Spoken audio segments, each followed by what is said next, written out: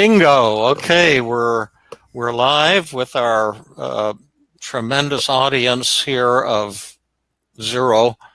So we have nowhere to go but up on today's 3 o'clock live broadcast. This is David Burns here with my dear friend and co-host today, Mike Christensen. Tell everybody who you are, Mike, and then we'll dive into our topic. Well, I'm a clinical therapist up here in Canada and team CBT guy, and we do apologize that unfortunately Jill is unable to be with us, and so the attractiveness level of this broadcast has been diminished significantly without her on board, as well as probably the intelligence level, because she's so brilliant, but we will welcome her back. Absolutely, and we do now have 2 guests. Phil McCormick hears us loud and clear, and our wonderful and beloved Lisa Kelly. Hi, guys. It's Lisa. Hi, Lisa. Thanks for being on board. Well, why don't I dive into the topic a little bit here to get us started. We probably have 3 or 4 parts to the show, and those who join us live, please feel free to jump in with comments and questions, because we can be, a little unstructured here. The idea is just to have fun for the next hour. But it's April 22nd, 2018, and I'm just so thrilled to be with all of you today. My bronchitis that I've been struggling with is almost entirely gone, and I was able to hike with the group today for the first time. I canceled the last 2 or 3 weeks because of my bronchitis, so I'm getting back in the saddle, and I can't think of a better way to do it than to hang out with you, Mike, and our listeners. And we've got a lot all of a sudden here. We've got Mimi, Teresa, Mark, Finstein says hello, and Bernie says hi there, Mike and David. Hi, Bernie. And Roger Parnham is listening from Queen Rock Point Church in Gilbert, Arizona. Well, we're going to do some churchy stuff today for sure. And then my number 1 guy, Rob DiGregorio. Hi, Rob. And I always love seeing you, Rob, and getting your emails. They're just always very engaging. So we're going to talk about a concept that has both philosophical, spiritual, and then practical psychological implications. And it's, do you have a self? Do you need a self? We're going to talk about number 1, is it possible for yourself to be judged? And why that's important is because an awful lot of people who struggle with depression and anxiety have thoughts like, I'm not good enough, I'm not as good as I should be, I'm inferior, I'm worthless. And that's, in all of those statements, you're thinking that you have a self that can be judged. And so the first thing we're going to talk about is, can the self be judged as superior or inferior? Is there such a thing as a worthwhile human being? And is there such a thing as a worthless or inferior human being? And what we're going to try to get at is a subtle distinction, but one that becomes huge once you grasp it, is that we know that you can judge a specific activity, a thought, a behavior. Like, you can accurately judge today's show between 0 and 100%, and that's subjective, but you can judge it. You can say, wow, that show today was kind of boring and wimpy, or it was really tremendous and inspiring, or somewhere in between. You can judge who wins a tennis match and who is a better tennis player. You can judge specific things, but can you judge yourself? That's the first thing. Once we're done with that, we'll talk about, do we even have a self? First, can you judge yourself? Secondly, does it even exist, or is it just an abstract, pretty meaningless concept? And then we'll go into the part 3, the death of the self. The Buddha said 2,500 years ago, at least it's attributed to the Buddha, he talked about the great death, the death of the self as the key to enlightenment and the escape from suffering. But I believe there are actually 4 great deaths, and they correspond to recovery from depression, versus anxiety disorders versus relationship conflicts versus habits and addictions. And then at the end, if we have time, we'll talk about the spiritual aspect of today's broadcast. Mike is a former minister, and I was supposed to be a minister. My father was a minister, and I was even named David D. Burns, D.D., by my dad, because he thought someday I would be D.D. Burns, D.D. D.D. was the degree he had. It was an honorary Doctor of Divinity. And so for probably the first 10 years of my life, I just assumed, and everyone assumed I'd be a minister. But I went a different path. But now in my old age, I find I'm coming back to spiritual concepts. And I really believe that psychotherapy at its deepest and most powerful or fantastic level becomes identical with spiritual enlightenment. Recovery and enlightenment can kind of be viewed as different words for the same thing. So why don't you get us started on this thing, Mike?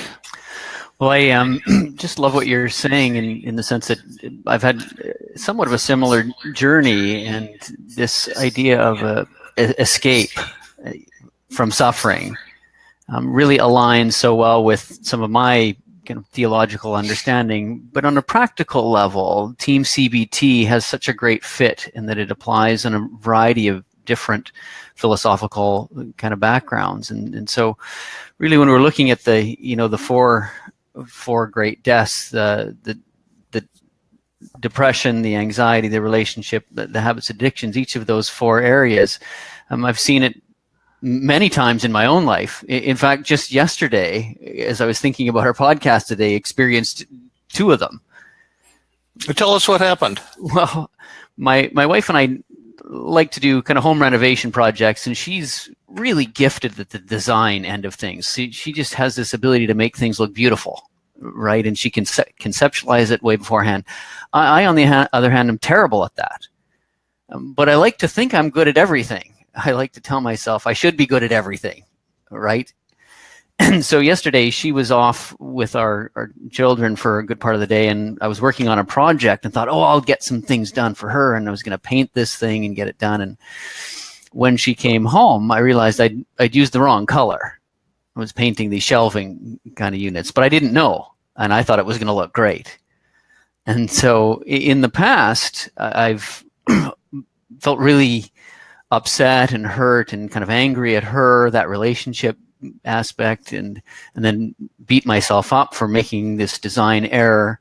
But as I was thinking about it, I thought, here's an opportunity for me to die to two things. One, die to my need to be kind of perfect and really good at everything, including design, which I'm not good at. And secondly, die to my need to blame her for how I'm feeling because I screwed up. And it was actually kind of fun. Yes, once you're dead, you join the Grateful Dead, and life becomes a lot easier. Let's start out with this whole idea: can we judge the self? Is that a meaningful thing to do? And one technique, and this may be overly intellectual, overly philosophical to some people. If so, that's fine. There's dozens of ways to get you to enlightenment. So if one approach just doesn't turn you on, don't worry about it. But in order to be judged or to judge someone else, you have to think that it's possible to judge a self. And it comes down to a very basic question: is there such a thing as a superior or inferior human being?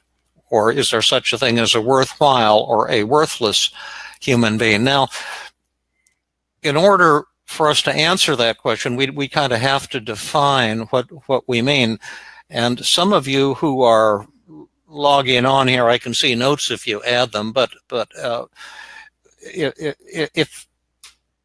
if you were to define either a worthwhile human being or a worthless human being, how would you define it? And then I think what we'll find is that any way we define it, it'll turn out that the definition applies to all human beings, in which case it's meaningless.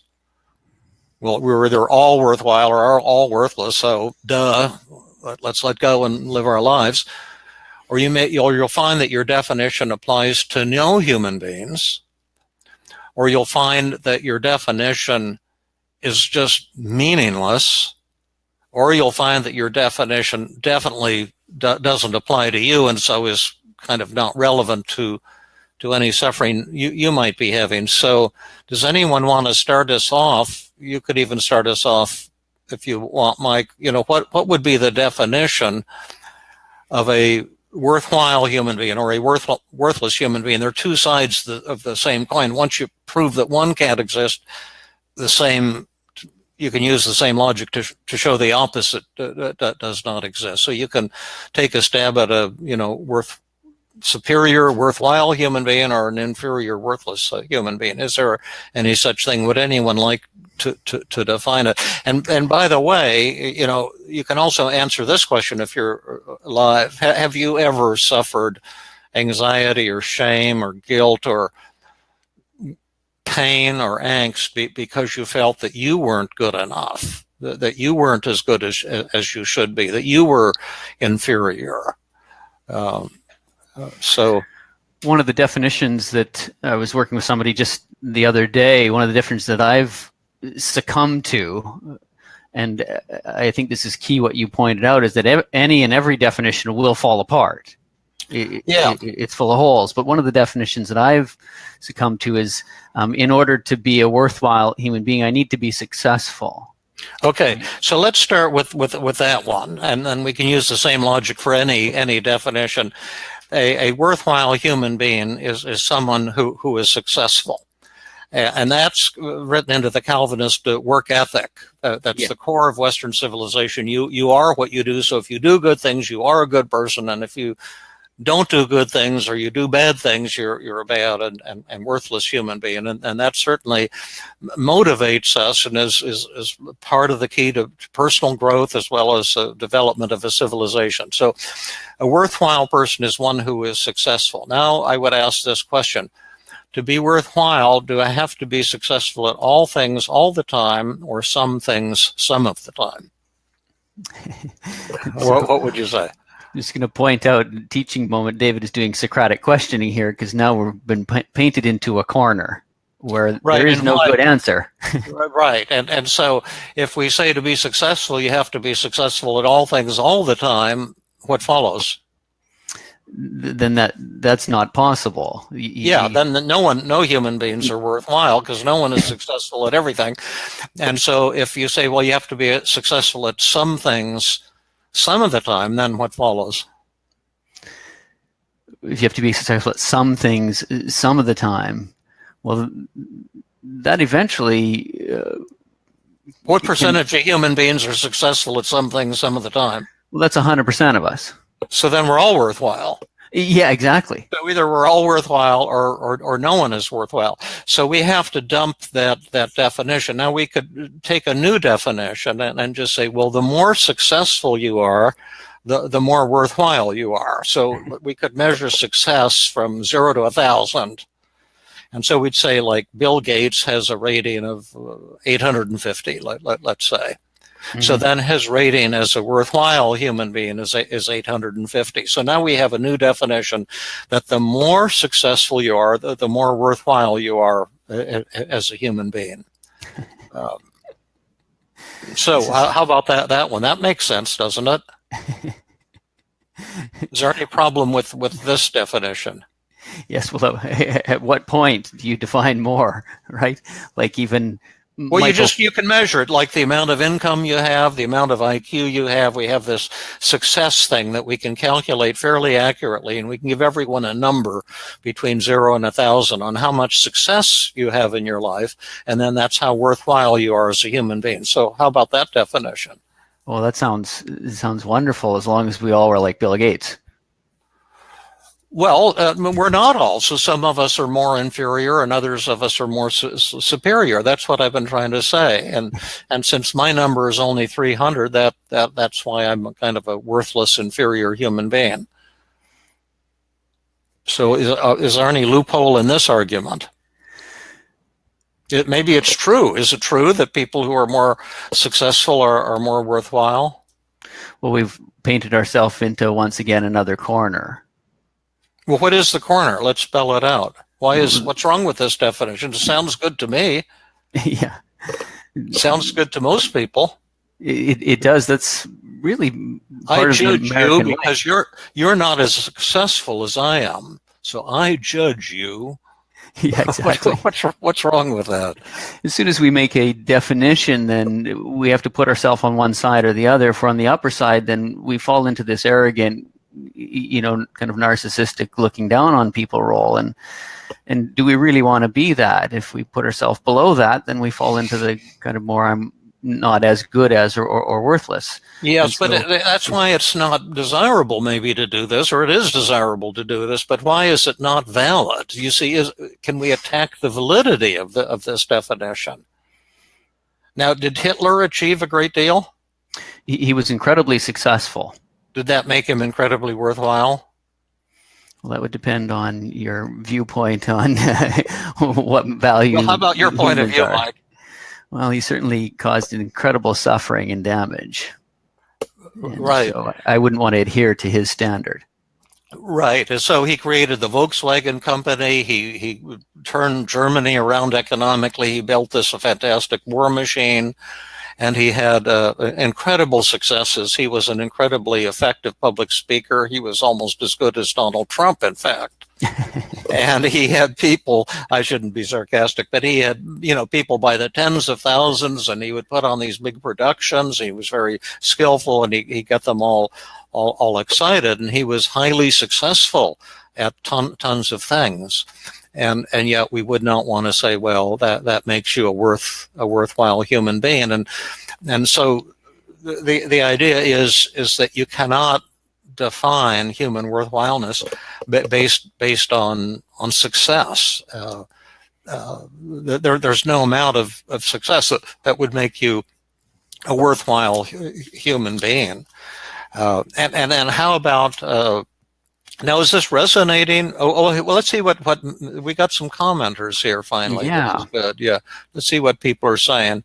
Here we go. Now, Mimi Lee, maybe being worthwhile is being effective at the things which are important to one's life. Okay, well then thank you. Now you guys are getting on board. Well, then I would ask you this question, Mimi.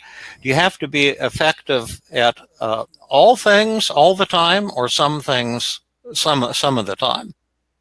So if you say, well, you have to be effective at all things all of the time that are important to your life, then nobody's worthwhile. And if you say you have to be effective at some things that are important to your life, well, then we're all worthwhile, because we're all do all kinds of things effectively that are important to our life. So that falls apart. Bernie says successful is a relative concept. Well, that's true too. Success is arbitrary. Christine Chambers Wildman, I definitely have experienced feelings of being inferior or not good enough, as I think this question, though I realize that the definitions of worthwhile are likely to be attached to external behaviors or achievements or actions, things that others are able to judge or rate subjectively or objectively. That's right. We accept that external things can be more or less worthwhile or more or less successful. Like I took 6 months out of my career once because I thought that I was going to become an Olympic table tennis player. and I hired a coach. He called himself Ernie the Pearl, the Black Pearl of the Caribbean. He was the Caribbean champion. And I paid him for 20 hours a week of Olympic table tennis coaching. And at the end of the 6 months, I was dramatically improved in my table tennis game, and I could easily beat anyone in the neighborhood, like 21-0. It was like crushing butterflies. And then I went to some kind of professional club where they had these powerful players. They put me up against an 11-year-old boy, and he beat me 21-0, 5 games in a row. It was very embarrassing. But you see, you can measure how effective someone is at table tennis, and they even have numbers. You could have a ranking of 2,200, like the world champion would be around there, or maybe a ranking of 110, like a beginner. But does that make you more or less worthwhile? No, that definitely doesn't. That also leads to this question of effectiveness, things that you want to be effective at. Well, at some point, what if you become ineffective at it? Does that make you then not worthwhile any longer, right? Yeah, Like if we look yeah, at Michael Phelps, he's arguably the greatest Olympic athlete of all time, but he's not as effective as he once was in yeah. swimming. So Does then, that then make it's him now worthless? less worthwhile. My first job I had at Abbey Rents in Phoenix. I was so excited. I was in high school and I had to put these things in boxes, party equipment. I worked in the warehouse. People would order like wine glasses and martini glasses and chairs and tables. So I had to like take the things off the shelf and put them in boxes and bring them to the guys with the trucks, and then they delivered them. And I was very perfectionistic and double and triple checked everything. And then they told me that people were getting the wrong orders. And then after about a week, I went in and they said, you're fired because, you're just not doing it right. I couldn't believe it. And so clearly I wasn't very good at it, even though I was doing my very best. So I failed. Did that make me a less worthwhile human being? The other question is, at what point do we become worthwhile? Is it shortly after birth, or at 3 years old when we're more effective at doing things, or 6 years old, or 25, or does our worth depend on our abilities? Well, when my children were born, they had immeasurable worth to me in that moment, and they were pretty useless at anything except for eating and pooping.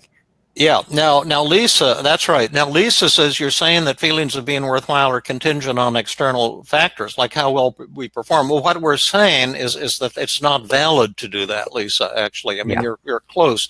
That you can judge how well we perform, or we can judge how loved you are. You can say I'm worthwhile if I'm loved, or if I'm not loved, I'm not worthwhile.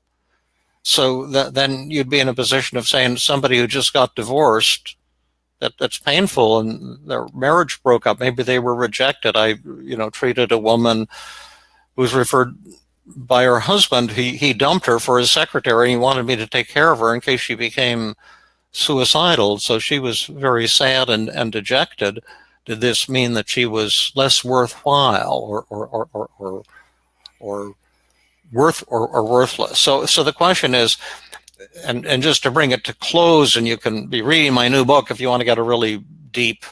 It's not published yet, but I'm writing about this as well as many other things. But my position here is it's impossible to judge a human being, a self. You can only judge the specific things we do or say.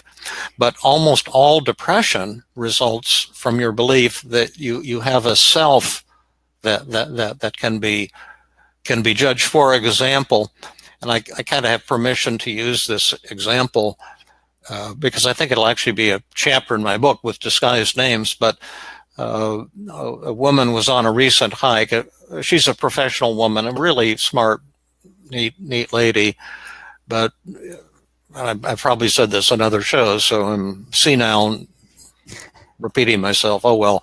But she was sobbing at the beginning of the hike because she'd had some kind of altercation with her ex, and she had a bad interaction with her one of her sons, and she was saying, I'm a bad mother.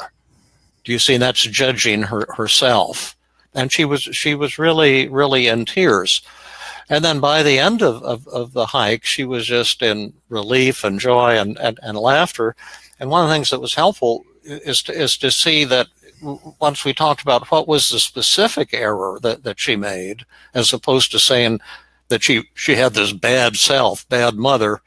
Once you see the specific error that you're making, the pain disappears. For example, and I know you do this, Mike, in all of my teaching, I get feedback. Written feedback at every workshop, every individual session, every Tuesday training group at Stanford. Every person gives quantitative and qualitative feedback.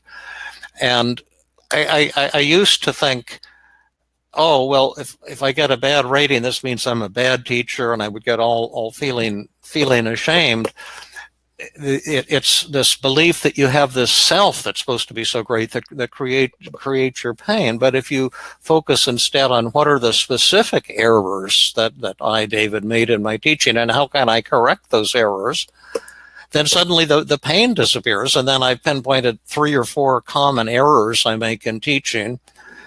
And one of them is to be too critical of other schools of therapy. And a lot of people hate that. And so then that's something I can try to stop doing and show admiration and respect for other schools of therapy. On today's hike, one of the psychiatric residents from Stanford came, and he's all excited about psychoanalysis, but he's been coming to our team therapy training group. So I said, let's talk about the integration of psychoanalysis with team therapy and what's really true and good about psychodynamic, psychoanalytic therapy and how that connects. And then we got into the hidden emotion model and how it's really just a different version of psychoanalysis. And he got excited and I got excited. And, we found common ground, and it was kind of like a A+ experience. But anyway, the first point, for better or for worse, and you folks are going to have to think about this more, is that there's no such thing as a worthwhile or a worthless human being. And I got an awkward email from somebody saying, so then, Dr. Burns, are you saying that Mother Teresa isn't more worthwhile than Hitler? What would you say, Mike? It's a tough one to answer, in the sense that what we're doing is we're judging the selves based on what they've done. And now if you look at what they've done, you can judge what they've done. And I would say Mother Teresa did incredibly, powerful and wonderful things as an incredible example for us. And she also had a ton of horrific flaws. And right? A ton of horrific flaws, and she would have been the first to admit those. Yeah, absolutely. But she did beautiful, fantastic things, and Hitler did a lot of grotesque things, and we can judge those things, but we can't judge the self. Exactly. So anyway, that's that. So that's point number 1. Are you folks ready to move on to, Linda Mellon says psychoanalysis plus team CBT equals, and then there was nothing there, so it's maybe nothingness. Buddhist enlightenment is nothingness. So should we go on to, let's see. Adara Alaya says, I think the concept of not having a self, where did she go? Yeah, is so freeing. It leaves room for growth and an individual, and is then not boxing themselves in by narrowing definitions. An individual can also be much less vulnerable. Yes, exactly. Yeah. Exactly. Do you see, thinking that you have a self, let's talk about, does the self even exist? Is there any such thing as a self?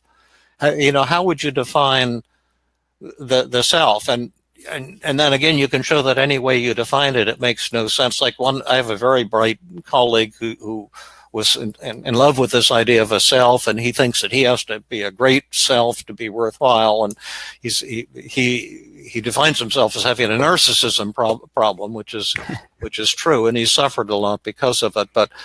But he was saying, well, the self is the brain. So I said, so then if you have a brain tumor, why don't then they call it a self tumor? The brain is a fantastic thing, but it makes no sense to call it a self. I lost myself jogging home from the train station in Bryn Mawr in Philadelphia. I lost my self-esteem. It fell off, and a few steps more I lost myself, and it was very freeing. You see, I don't want or need a self. There's no such thing as a self. And I don't know if people listening can grasp that, or if we need to go into that a little bit. There's this globalizing, labeling, overgeneralizing that happens when we adhere to it. Yeah. You can see a lot of the distortions in that. Such as what? Self-blame, labeling, overgeneralization, all or nothing thinking. I must be a good self, or I'm a terrible self. Almost all of them apply, actually. Yeah. Christine says, I'm beginning to have more difficulty with the idea of worthwhile as we discuss this further, exclamation point. I don't feel that effective is tied to worthwhile. And I totally agree with you on that, Christine. Many who are very effective and successful also feel unworthy. Well, then what is the thought that makes you feel unworthy? What are you telling yourself? You're unworthy as a human being, or you have a lack of skill in some specific area? That's the crucial difference. The self is separate. Well, what we're saying is the self isn't separate. The self does not exist. There's no such thing as a self. For example, let's take when I was training in my garage with Ernie the Pearl. I had a ball machine, and we had a video camera, and he would be giving me slam training. He'd hit it real high and I'd smash it back, and it was just tremendously fun. And suppose then you came in, Dr. Burns, hold on a minute here. I want to remind you that you have no self, or that you're not worthwhile as a human being. I'd say, okay, good enough, but I'm just too busy having fun right now. Can we talk about it later? Do you see the point there that life is a series of experiences, and you don't need a self. The self just traps you into thinking that you're some way or another, that you have this identity that you have to conform to, but you don't have an identity, you don't have a personality, you don't have a character, and you don't have a self. Those are just abstract concepts that create a lot of pain, called depression and anxiety. And then when you try to judge other people's selves, then you get into hostility, violence, and sadistic kind of activities. You say we're the good people and they're the bad people. And then that creates a kind of mania, kind of euphoria. Hitler capitalized on that, telling the German people, you were superior human beings. Your selves are better than the selves of mental patients or Jews or gypsies. And their selves are like the selves of rats, and they need to be exterminated. And that's even happening today, where people label people's selves. Some guys were arrested. I just heard it on the radio day before yesterday. They were making a bomb to blow up some kind of Islamic temple in their town, and they were referring to Islamic people as cockroaches. That's label, like they're bad. You think they have bad selves, and then we're the exterminators to kill and get rid of these bad entities. So there are practical, powerful emotional consequences in terms of personal suffering, depression, and suicide when you think, I'm not successful enough. I talked to a fellow once, and he said, I'm not successful enough to be a worthwhile human being. And I said, well, how do you measure success? He says, by income. I said, how much are you making? Well, this was years ago. And he said, about $35,000 a year. And I said, how much would you have to earn to be worthwhile? He said, $70,000 a year.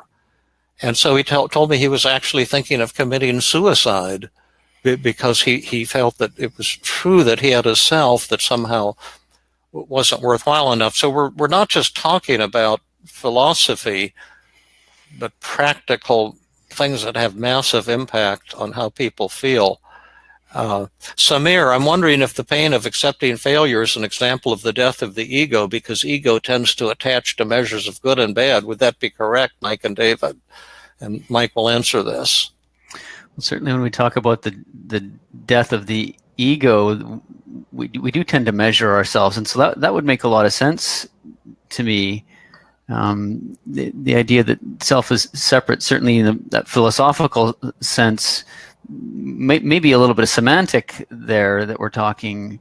Well, Samir says this: if we can't really measure worthwhile, when why is it so painful to accept the situation when I think I've failed at something? Well, look at what you're telling yourself. Write down your negative thoughts on a daily mood log and see what those distortions are. And you may be telling yourself, I shouldn't fail, and I'm less worthwhile because I've failed. And I think there you'll find all the overgeneralization and the all or nothing thinking.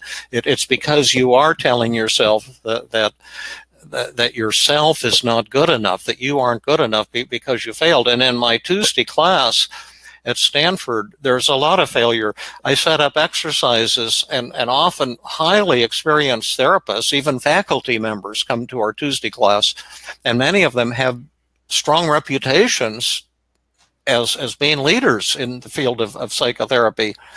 And then they get into these exercises where they get, say, attacked by a patient, and they have to respond using the 5 secrets of effective communication. And then they get a grade immediately.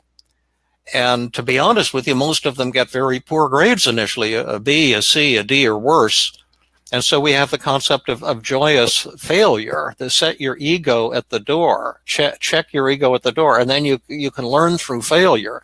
But if you get busy telling yourself, then I'm less worthwhile if I'm not good at this, or I should be better at this, it's those distortions that create your pain.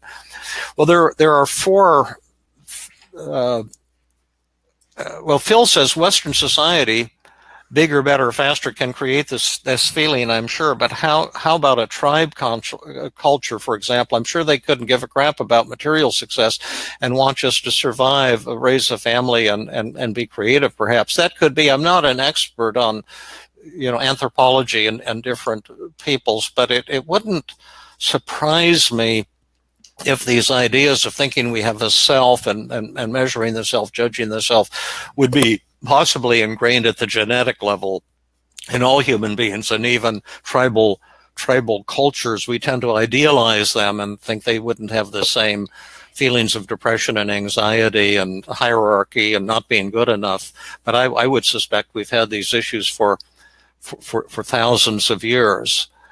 Mimi says maybe being worthwhile is being effective at the things which are important to one's life. Well, again, then I would say, do you have to be effective at all the things all the time, or some of the things some of the time?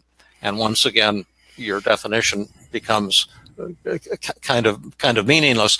And when I say that, I'm not trying to put you down. I'm trying to lead you out of the woods, out of the trap of thinking that you could have a self, thinking that the self exists and that it could be measured or judged in some way. Let me do a little role play called the feared fantasy, and then we'll talk about the 4 deaths of the ego.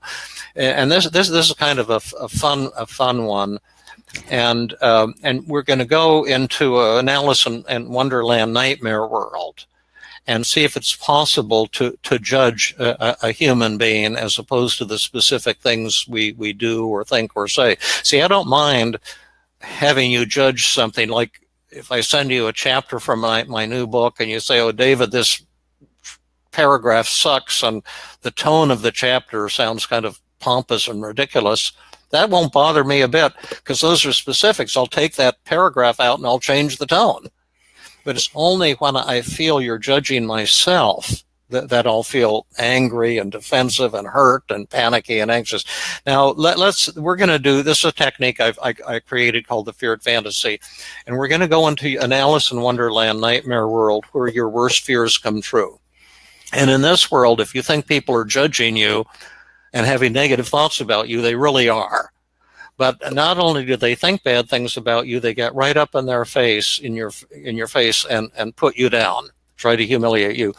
And I'll be David, and Mike, you can be the Mike from hell, and we'll imagine that you're this fantastically successful fellow, okay. And you're going to try to, judge me. And let's say I've been having kind of a tough time lately. And go ahead. David, I didn't mean to, kind of upset you or. I think you just spazzed out here. Have you got me there now? Yeah, you came back in. How'd you get back in so fast? Well, because I'm so spectacular and amazing in every way. I meant you froze on the screen. Did you see that? I just jumped right back into role play. Okay, all right. Back into feared fantasy. Okay, so David, go ahead. I didn't want to, look down on you, because obviously I'm so incredible and amazing in every way, and you're. Oh, are you? Tell me about some of the amazing things about you. I've heard a lot about you. I saw an article about you in Time Magazine. They're talking about all the things you've accomplished, and boy, I didn't know all that great stuff about you. Congrats. Well, I just wanted to let you know that I really look down on you and judge you. Oh, really? Well, I'm an easy person to judge. What specifically are you judging me for? What did I screw up in some way or say something to hurt your feelings? Or Yeah, well, I think you just write the books to make money, and you're really actually probably pretty narcissistic. oh, you've nailed it there. I love making money, and I'm very, very narcissistic. But I have a lot of other flaws that are way worse than those.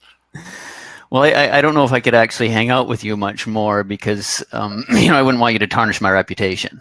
Oh, okay. Well, I've got some low lifes to hang out with, and I think I'm going to be heading along right now.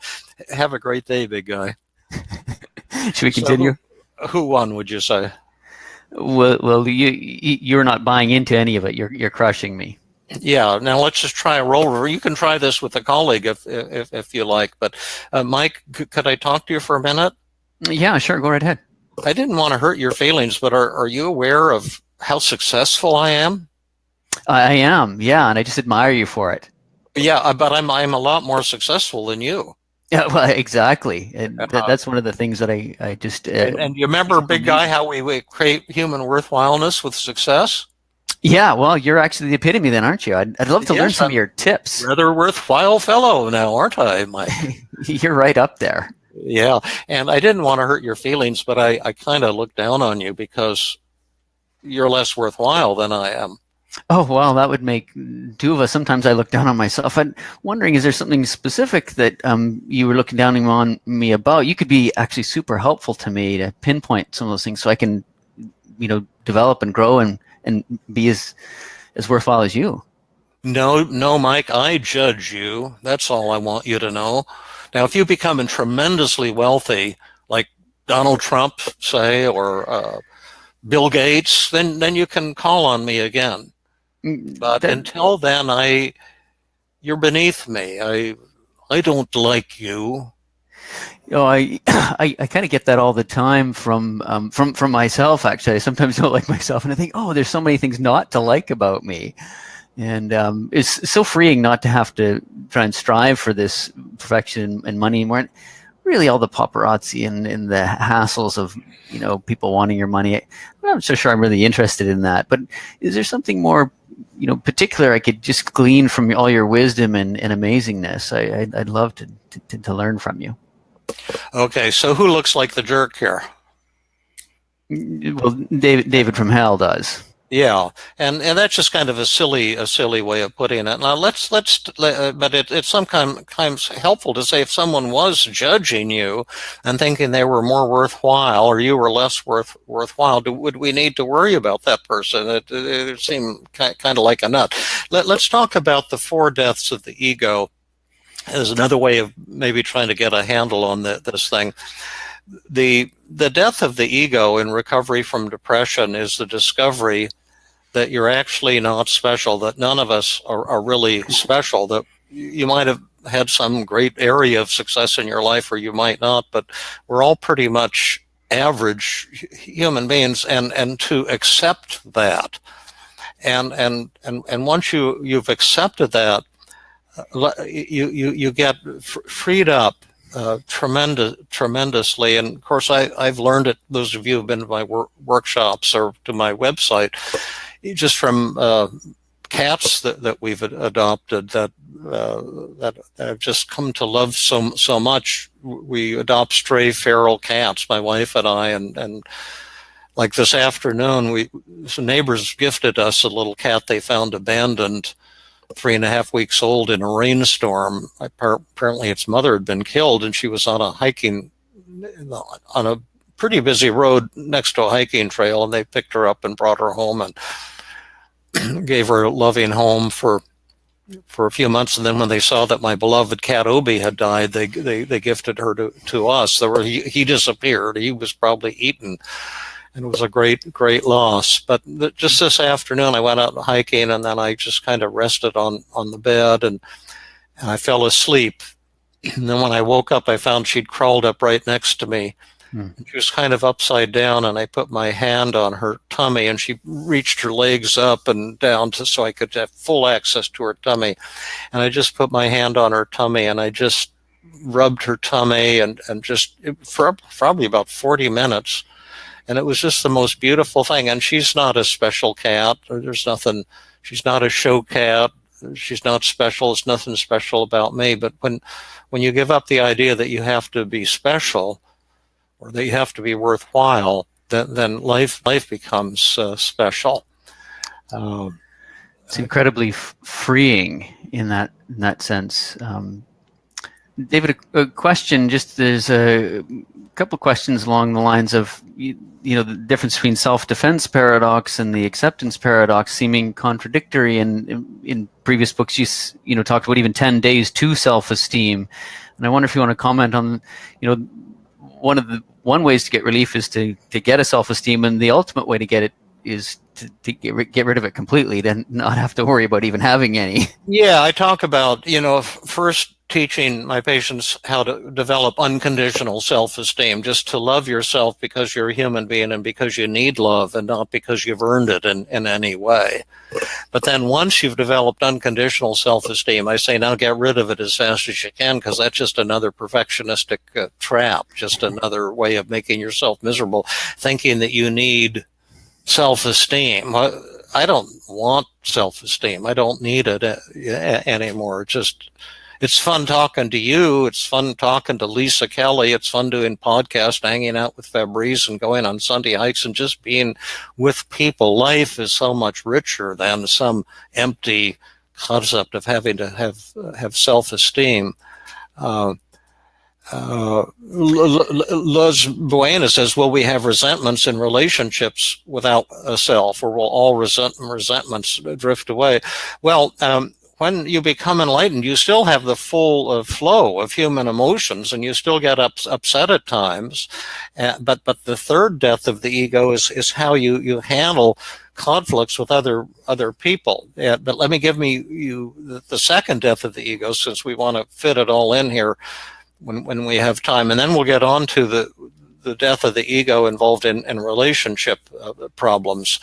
The second death of the ego is involved in recovery from all anxiety disorders, or the death of the self, and that's the concept of exposure. And this is one that Rob and I are going to be working on one of these days, I think, because Rob, like David, sometimes has certain fears, I suspect, and if you want to get over any fear, you have to confront the fear, to surrender to the monster that you fear the most. And this is also a Buddhist concept. It's also a Christian concept, that to stop running away from the things that you're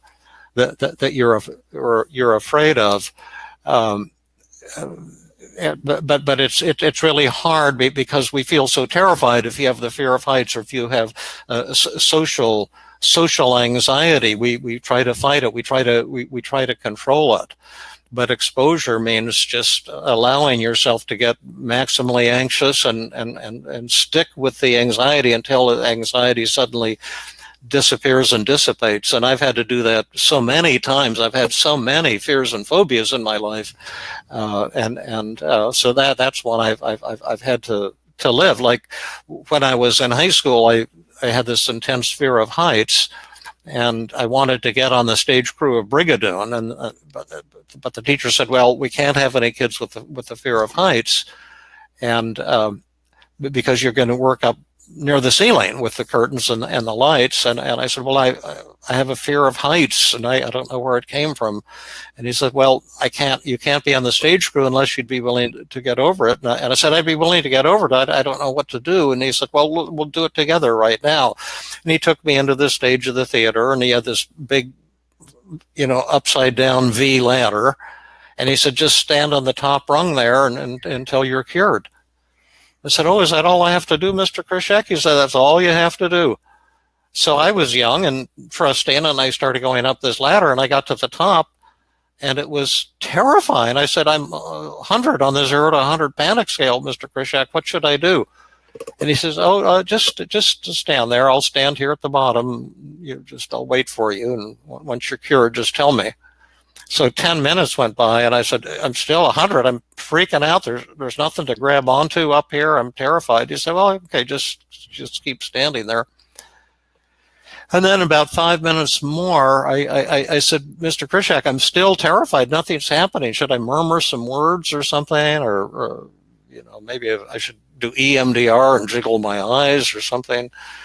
And he said, no, just stand there and, let me know when it disappears. And then in about 30 seconds, it just disappeared.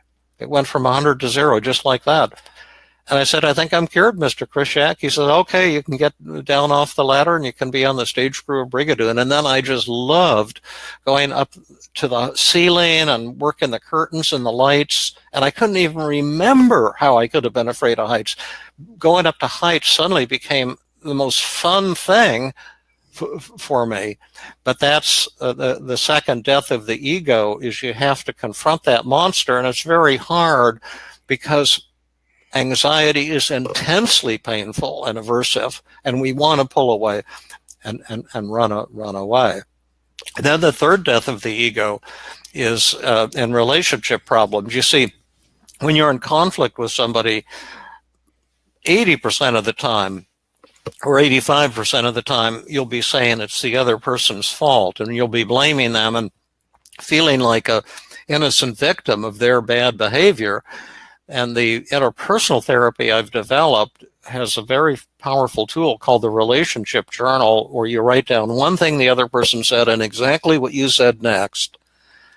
And then with a little bit of very easy analysis, you'll be able to see that you're actually causing the very problem that you're complaining about, that you're the cause of it. It's not that the other person is to blame, but it's that you've been provoking them in a particular way. An example of that would be, let's say you have a family member or loved one who constantly criticizes you, and you say, well, why are they so critical? Well, if you look at how you respond to their criticism, you'll see that you get defensive and argumentative, which actually causes them to keep criticizing you because you're not listening, you're not hearing what it is they're trying to tell you. That would be just one example. But it's very freeing to see that you're causing the problem, because then you can change the way you're behaving and quickly transform that hostile relationship into a loving, trusting one, if you want to do that. But that's painful, and it's the death of the self. And I hate doing it myself, because when I get a conflict with students or people in a workshop or a family member, I'm just so convinced that I'm right and they're wrong and they're to blame. And then when I look at my own role, it's shocking, it's humiliating, it's painful. But when you suddenly acknowledge the truth and what the person is saying to you, that's the death of the ego. But you go to heaven immediately, because the other person then will lower their defenses, and suddenly you've turned a conflict into a relationship of warmth and trust. That's the third death of the ego. And then the fourth one, just so we deliver everything before the end of our show today, is in habits and addictions. And this is the death of the entitled ego, the needy ego that wants the quick fix from the donuts, or from the booze, or from the overeating, or the procrastination, or whatever. And it's, for many, it feels like the death of the ego, the death of the self, because you may think that habit that you have, is the only source of true pleasure or joy in your life. And who wants to give that up? You think that without this thing that I'm addicted to, that life will just be like a barren desert without water. And that I think is the fourth death of the self.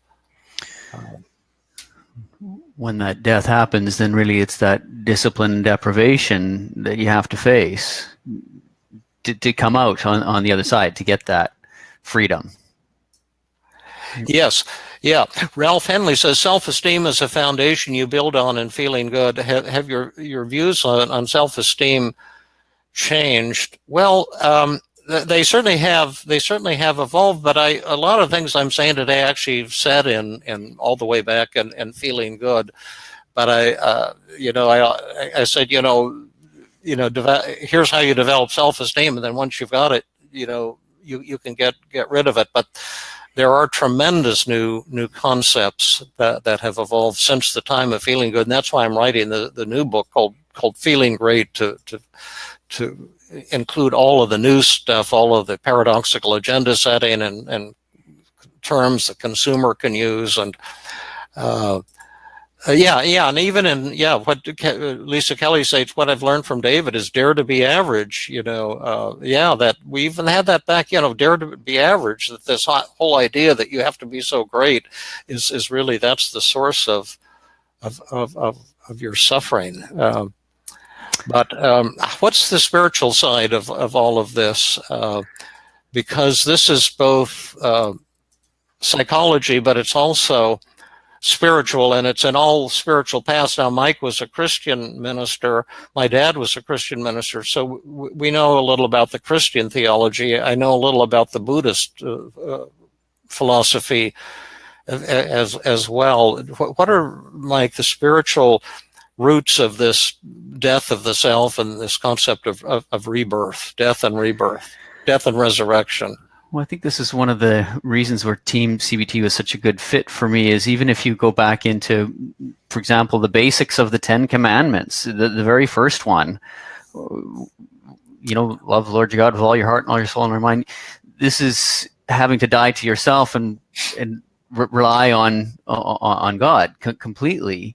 And as soon as you begin to look at yourself, rely on yourself, get that ego and pride in the way, then you're getting yourself in trouble. Personal suffering, as well as if you're thinking in a more eternal context and judgment. Then in the New Testament, Jesus continued that by saying, what are the two most important commandments? Love God and love your neighbor as yourself. That really hits on kind of the relationship end of things. You got to look at your own role. What am I doing? I've got to put somebody else before me. And die to my ego, die to my pride, and this concept of humility is all the way through, and humility really is in essence that death of the ego, the death of the pride. Blessed are the meek, for they shall inherit the earth. Absolutely, the idea the last shall be first. Even the acceptance paradox. The something or other in your neighbor's eye. Take out the mote in your own eye. That's kind of like the interpersonal model. Look at your own role, and I think the whole thing of Christianity is death and rebirth and being born again. That you have to be born again. That's a metaphor. Death and resurrection. The Christians take it literally. You may not take it literally, but it is still a metaphor. But the difference is, in Christian theology, Christ was crucified, then 3 days later he was born again. He was resurrected. The Buddhist concept is more my own thinking. Death and rebirth are the identical concept. But you can't understand that until you've experienced it. The moment you die, suddenly it's like waking up and being alive, finding intimacy with the person you were at odds with, finding joy. When you lose yourself, when your self dies, you inherit the world. You inherit life. Like you're suddenly at a banquet table, cherishing every moment. And it's not that you'd be happy 100% of the time. We all fall into the black hole from time to time of self-doubt. Rob says, David, you remind me of wise Master Po from the old Kung Fu series. Look him up on YouTube. Okay, that's very nice. Phil says, great podcast, guys. Thank you so much for your awesome work. That's very kind. Rob says, how does it profit a man to gain the whole world but lose his soul? Well, boy, oh boy, look at the politics these days for some pretty strong indications of the truth of that. That's a great one. Adara, are self-love and self-esteem different? You could define them in the same way that you could define self-esteem, if you want to use the concept, as the willingness to love yourself as much when you fail as when you succeed. When my book Feeling Good came out, my editor, Maria Guarnaschelli, called me to tell me that they put together a loser list of all their new books, and that they hadn't paid enough for my book, so it was the top of the loser list.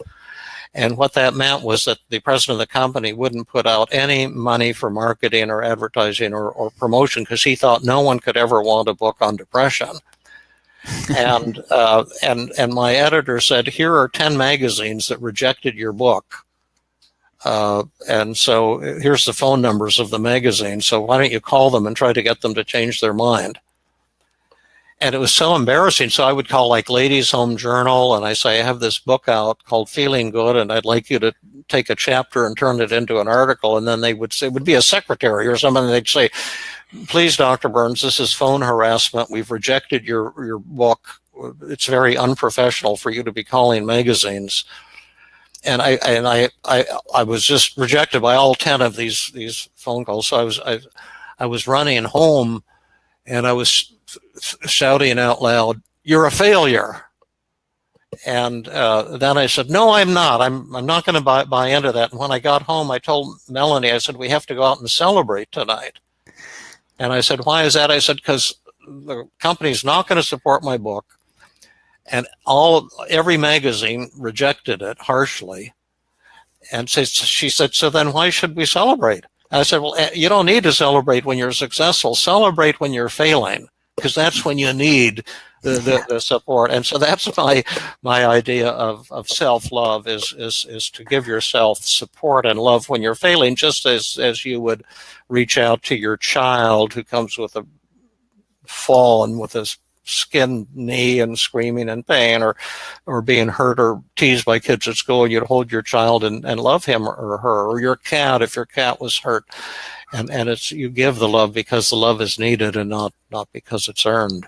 When I was an athlete, David, I used to have this belief that second place was best of the losers. And so I always wanted to be first, but I didn't realize at that time that first then is a very lonely place to be, whereas second, all your friends are there. Yeah, well, so it's that's much more freeing to be amongst the losers. They have a lot more fun together. And when you get to my age, the second place is way beyond me. I'm looking, even average is way up beyond where I'm at these days. But yeah, we average types can have fun. Well, thank you, everybody. And I don't know if we got to get some feedback for these shows, see what people like and what they dislike and what you understand and didn't understand. But anyway, thanks all of you for tuning in, and thank you, Mike. It's always a delight to work with you. It's a huge pleasure, David. Yeah. So everyone have a great week. Right, wait. Last thing, we got things coming up. If you go to my website, feelinggood.com, or the www.feelinggoodinstitute.com, you can find some really great online classes. Jill Levitt and I have a workshop coming up on May 20th. I've got some Canadian workshops and Mike's going to be involved in all of these. Mike's got his online trainings, which are just fantastic. And so if you want to get involved in some heavy-duty training, you can find them on my website, www.feelinggood.com, or www.feelinggoodinstitute.com, and you can find a lot of really cool workshops and trainings. Okay, thank you, everybody. Thank you, Lisa. Bye-bye. Thanks so much.